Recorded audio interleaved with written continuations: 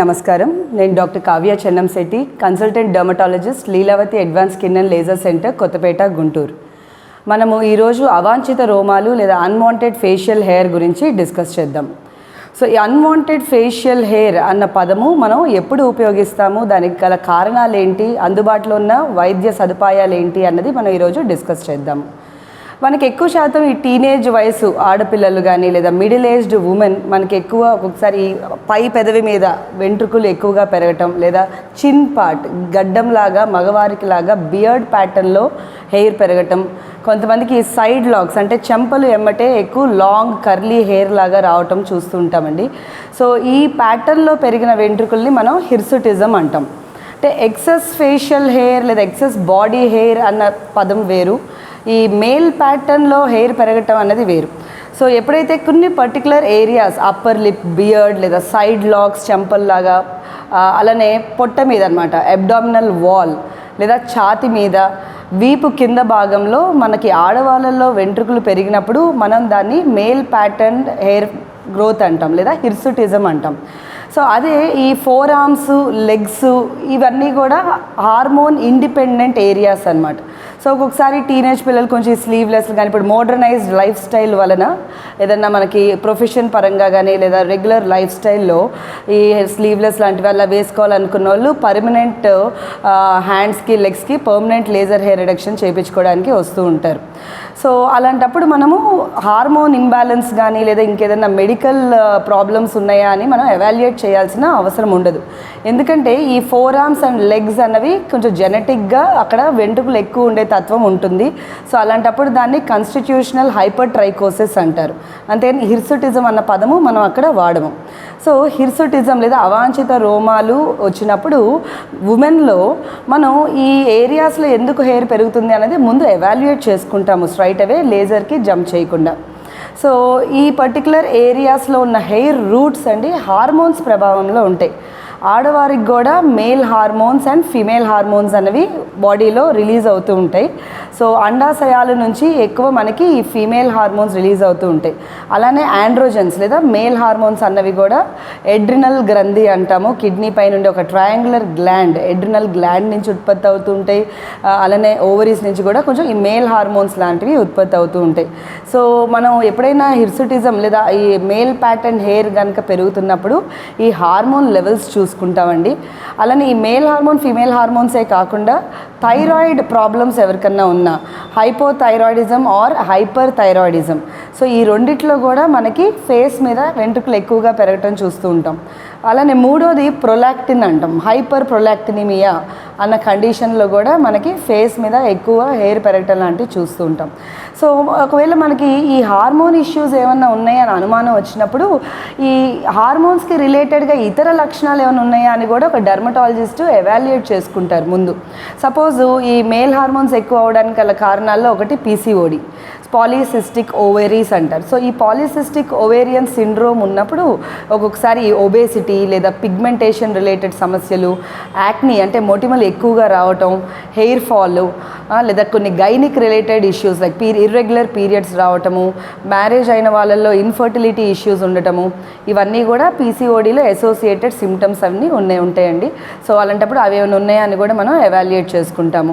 అలానే thyroid issues ఉన్న వాళ్ళకి కొంచెం ఈ డ్రై స్కిన్ ప్రాబ్లమ్స్ ఉండటం, కోల్డ్ ఇంటాలరెన్స్ అంటారు, అంటే చలిని తట్టుకోలేకపోవటం, ఎపటైట్ తగ్గటం, ఏమీ తినకపోయినా బరువు పెరగటం, వెయిట్ గెయిన్, అలానే హెయిర్ ఫాల్, ఇవన్నీ కూడా మనం హైపోథైరాయిడిజంలో చూసే ఇతర లక్షణాలు.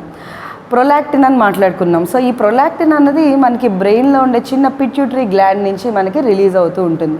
సో హైపర్ ప్రొలాక్టినిమియా అంటే ఆ చిన్న గ్రంథిలో ఏదన్నా మనకి ట్యూమర్స్ లాంటివి ఉన్నా మనకి అక్కడి నుంచి ఎక్కువ ప్రొలాక్టిన్ అనేది ఉత్పత్తి అవుతూ ఉంటుంది. సో ఈ ప్రొలాక్టిన్ ప్రభావంలో మనకి వెంట్రుకలు ఎక్కువగా పెరగటంతో పాటు ఒక్కొక్కసారి బ్రెస్ట్ గ్లాండ్ నుంచి మిల్క్ సెక్రీట్ అవ్వటం, లేదా బ్రెస్ట్ రొమ్ముల్లో నొప్పి రావటం, ఇలాంటి ఇతర లక్షణాలు చూస్తూ ఉంటాం. సో మనకి ఏదైనా అవాంఛిత రోమాలు అన్నది మనం ఫస్ట్ లేజర్కి మనం ప్లాన్ చేసుకునే ముందు మీరు ప్రాపర్గా డర్మటాలజిస్ట్ని కన్సల్ట్ లేదా ఎండోక్రైనాలజిస్ట్ని కన్సల్ట్ అయితే మీ సమస్యకి గల కారణాలని ముందు ఎవాల్యుయేట్ చేసుకుని వాటిని మెడికల్ మేనేజ్మెంట్తో కరెక్ట్ చేసుకుని అప్పుడు డర్మటాలజిస్ట్ అన్న వాళ్ళు లేజర్ మొదలు పెడతారు.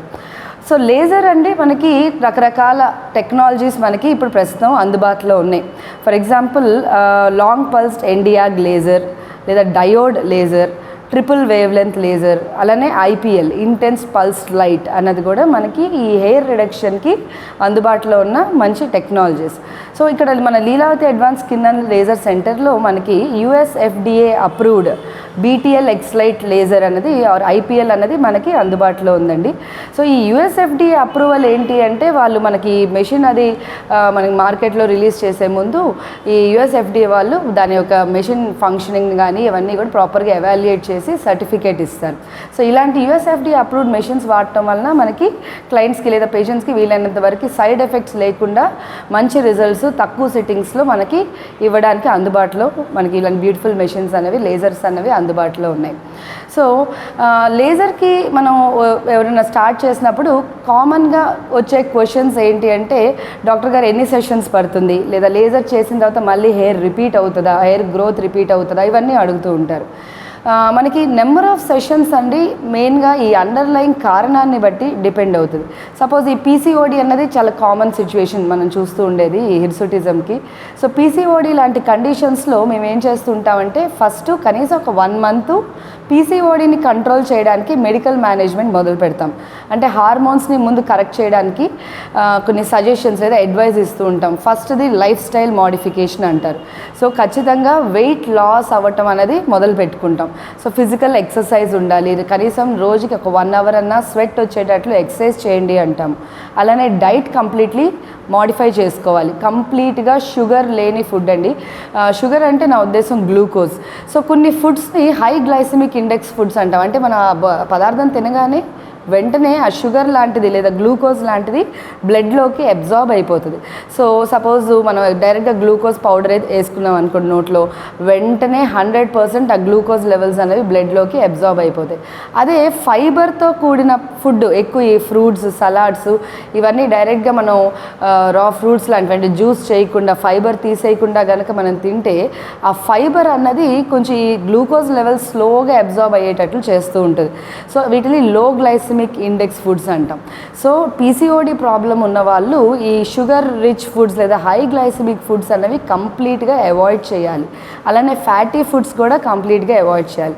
సో ప్రోటీన్స్ అండ్ ఫైబర్ ఉండేటట్లు చూసుకోవాలి. సో మూడోది కొంచెం స్ట్రెస్ ఫ్రీ లైఫ్ స్టైల్ అన్నది కూడా అడ్వైస్ చేస్తాం. తర్వాత కొన్ని మెడికల్ ఆప్షన్స్ ఉన్నాయన్నమాట. అంటే ట్యాబ్లెట్స్లో కూడా మెట్ఫార్మిన్ లేదంటే కొన్ని హార్మోన్స్ కరెక్ట్ చేసే యాంటీ ఆండ్రోజన్స్ లాంటి మెడికేషన్స్ మొదలు పెట్టుకుని బ్లడ్లో ఈ హార్మోన్ లెవెల్స్ కొంచెమన్నా మనకి కంట్రోల్ అవుతున్నప్పుడు మనం లేజర్ మొదలు పెట్టుకుంటే తక్కువ సిట్టింగ్స్లోనే మనకి రిజల్ట్స్ వస్తాయి. ఫర్ ఎగ్జాంపుల్ ఫేస్ మీద హెయిర్ అనుకోండి, చిన్ కానీ సైడ్ లాక్స్ కానీ ఇవన్నీ కూడా మనం 6 sessions or 8 sessionsకి ఆల్మోస్ట్ 90% మనకి హెయిర్ గ్రోత్ అనేది రెడ్యూస్ అవుతూ ఉంటుంది. అలానే 6 sessions అయ్యేపాటికి మనం గ్యాప్ అంటే మళ్ళీ వెంట్రుకలు మొలవడానికి టైంని కూడా మనం పెంచడానికి మనకి వీలవుతుంది ఎప్పుడైతే మనం అండర్లయింగ్ హార్మోన్ ఇంబ్యాలెన్స్ని కరెక్ట్ చేస్తాము. సో మీరు ఈ టెంపరీ మెథడ్స్ అంటే సాధారణంగా ఈ సలూన్స్ కానీ వీటిల్లో ఈ థ్రెడ్డింగ్, వ్యాక్సింగ్ ఇవన్నీ చేస్తున్నప్పుడు కేవలం పైన షాఫ్ట్స్, హెయిర్ షాఫ్ట్స్ని మనం రిమూవ్ చేస్తున్నాం, రూట్స్ని టార్గెట్ చేయట్లేదు. కాబట్టి ఆ రూట్ నుంచి వెంటనే ఒక 2-3 weeksకే మళ్ళీ హెయిర్ గ్రోత్ అవటం అనేది చూస్తూ ఉంటాం. అదే ఈ లేజర్స్ ఏం చేస్తాయంటే మనకి డైరెక్ట్గా ఆ రూట్ ఏదైతే ఉంటుందో స్కిన్ కింద 2-3 millimeters లోతుకి ఏదైతే హెయిర్ రూట్స్ ఉంటాయో ఆ లేజర్ కాంతి అన్నది, లైట్ ఎనర్జీ అనేది ఆ రూట్స్లో ఉన్న మెలనిన్ మాత్రమే అబ్జార్బ్ చేసుకుని, అంటే ఆ నలుపు రంగు మాత్రమే అబ్జార్బ్ చేసుకుని అక్కడ హీట్ ఎనర్జీగా మారటం జరుగుతుంది. సో ఆ హీట్ ఎనర్జీ వలన మనకి రూట్స్లో ఉన్న మూల కణాలు తగ్గి ఆ వెంట్రుక యొక్క మందం తగ్గుతూ వస్తుంది. అందుకనే మీరు ఈ లేజర్ హెయిర్ రిమూవల్ అన్న మాట కన్నా లేజర్ హెయిర్ రిడక్షన్ అన్న మాటని మనం ఎక్కువ ఎక్స్ప్లెయిన్ చేస్తాం పేషెంట్స్కి. ఎందుకంటే మనం వెంట్రుక తత్వం చూస్తే అండి, ఇప్పుడు ఫీమేల్స్కి కూడా ఫేషియల్ హెయిర్ అనేది ఖచ్చితంగా ఉంటుంది. సో కానీ దాని తత్వం ఎలా ఉంటుంది, మనకి నూగులాగా ఫైన్గా బేబీ హెయిర్ లాగా ఉంటుంది. అండ్ అది విజిబుల్గా ఉండదు, ఎదుటి వాళ్ళకి విజిబుల్గా ఉండదు. సో దాన్ని విల్లస్ హెయిర్ అంటాం. అదే మగవాళ్ళకైతే దళసరిగా థిక్గా మనకి గడ్డం మీసంలాగా వెంట్రుక మందం లావుగా ఉంటుంది. దాన్ని టర్మినల్ హెయిర్ అంటాం. సో ఇలాంటి లేజర్ హెయిర్ చికిత్సల్లో మెయిన్ ఉద్దేశం ఏంటంటే ఈ టర్మినల్ హెయిర్ని అంటే దళసరిగా ఉన్న హెయిర్ని విల్లస్ హెయిర్గా మార్చేయటం. సో లేజర్ హెయిర్ రిడక్షన్ చేయటం అన్నది అక్కడ మెయిన్ మనకి ఇంపార్టెంట్ పాయింట్. సో ఎప్పుడైతే ఒకసారి హెయిర్ అంతా విల్లస్ హెయిర్ లాగా మారిపోయి అది ఎదుటోళ్ళకి మనకి విజిబుల్గా ఉండదో మనం అప్పుడు ఈ లేజర్ సెషన్స్ అనేవి స్టాప్ చేసేస్తాం. ఈ విల్లస్ హెయిర్ మీద మళ్ళీ మనకి హార్మోన్ ఇంబ్యాలెన్స్ అనేది రోల్ ప్లే చేయకూడదు. సో ఒకసారి ఒక 6 to 8 సెషన్స్ అయిన తర్వాత ఏదైతే ఇంప్రూవ్మెంట్ వస్తుందో మనం దాన్ని మెయింటైన్ చేయాలి అంటే ఈ పీసీఓడి కానీ థైరాయిడ్ కానీ ఇవన్నీ కూడా మనకి ఎప్పటికప్పుడు కంట్రోల్లో ఉంటున్నాయా లేదా అన్నది రెగ్యులర్ ఎవాల్యుయేషన్ లేదా రెగ్యులర్ ఫాలోఅప్లో ఉండాలి. ఒక్కొక్కసారి మనం ఎండోక్రైనాలజిస్ట్ సహాయం కూడా తీసుకుంటూ ఉంటాం. సో ఎండోక్రైనాలజిస్ట్ చెప్పే మనకు గైడ్లైన్స్ కానీ వాళ్ళు ఇచ్చే అడ్వైసులు కానీ మనం పాటిస్తూ ఉంటే హార్మోన్ ఇంబ్యాలెన్స్ అనేది మనం రెగ్యులర్గా కంట్రోల్లో పెట్టుకుంటే మనకి లేజర్ సెషన్స్ ఆగిన తర్వాత కూడా ఈ హెయిర్ గ్రోత్ అనేది రిపీట్ అవ్వకుండా ఉంటుంది. సో ఈ ఎండోక్రైనాలజిస్ట్ సాధారణంగా ఎలా ఎవాల్యుయేట్ చేస్తారు లేదా ఇప్పుడు మా డర్మటాలజిస్ట్ దగ్గరికి మనకి అన్వాంటెడ్ హెయిర్తో వచ్చినప్పుడు అండి మేము ఫస్ట్ పేషెంట్కి కొన్ని బ్లడ్ టెస్టులు రాస్తూ ఉంటాం. సో మేల్ హార్మోన్స్ అనుకున్నాం కదా ఫస్ట్లో. సో టెస్టోస్టెరాన్, అలానే డిహెచ్ఈఏఎస్, ప్రొజెస్ట్రాన్, లేకపోతే ప్రొలాక్టిన్ లెవెల్స్, థైరాయిడ్ ప్రొఫైల్ ఇవన్నీ కూడా మనం చూస్తూ ఉంటాం. ఓకే, సో వాటి వాల్యూస్ని బట్టి వాటికి మనం మెడికల్ మేనేజ్మెంట్ స్టార్ట్ చేసుకుని లేజర్ మొదలు పెట్టుకుంటూ ఉంటాం. సో ఈ హిర్సుటిజం లేదా అన్వాంటెడ్ ఫేషియల్ హెయిరే కాకుండా మన Leelavathi advance skin and laser సెంటర్లో అందుబాటులో ఉన్న మన బీటీఎల్ ఐపీఎల్ మెషిన్తో మనం కొన్ని స్పెషల్ కండిషన్స్లో కూడా ట్రీట్మెంట్ చేస్తూ ఉంటామండి. ఫర్ ఎగ్జాంపుల్ మేల్స్లో మగవాళ్ళల్లో ఈ ఇయర్ మీద హైపర్ ట్రైకోస్ అంటే కొంతమందికి ఇక్కడ బయట చెవి భాగంలో వెంట్రుకలు ఎక్కువ పెరుగుతూ జెంట్స్లో మనం అలాంటి వాళ్ళకి పర్మనెంట్గా ఇక్కడ హెయిర్ పెరగకుండా లేజర్ హెయిర్ రిడక్షన్ అనేది చేస్తూ ఉంటాము. అలానే beard shaping, permanent beard shaping. So కొంతమంది యంగ్ బాయ్స్లో థిక్ హెయిర్ అనేది ఆల్మోస్ట్ ఈ చీక్ బోన్ మీదకి కూడా పెరుగుతూ ఉంటుంది.